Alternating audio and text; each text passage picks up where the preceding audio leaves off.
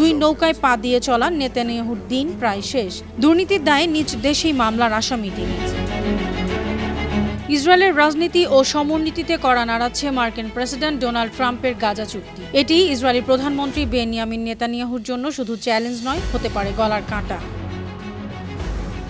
গত সোমবার বিশ্ববাসী দেখল নেতানিয়াহুর দুই ভিন্ন চেহারা ও শুনল দুই ধরনের বক্তব্য।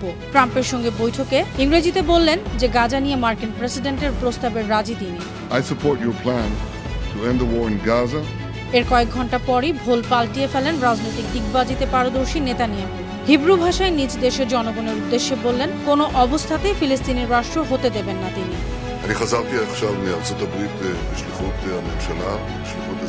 আর ঠিক এ কারণে ইসরায়েলি আগ্রাসন বিরোধীরা বলছেন, দুই নৌকায় পা দিয়ে চলা নেতানিয়াহুর দিন প্রায় শেষ। কারণ চুক্তি বাস্তবায়ন হলে গাজার বন্দীদের ফিরিয়ে আনতে ইসরায়েলকে দিতে হবে বড় রাজনৈতিক ছাড়। আর সেই ছাড়ের কারণেই ধসে পড়বে নেতানিয়াহুর শক্তিশালী ইমেজ।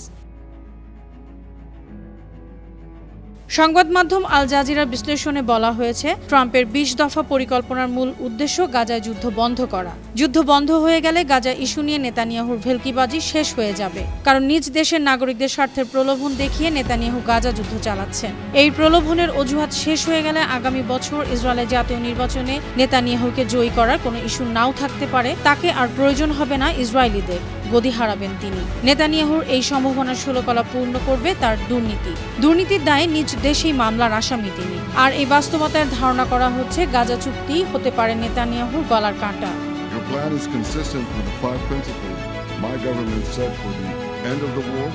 অনন্যা চৈতি, আন্তর্জাতিক ডেস্ক, বানু টিভি।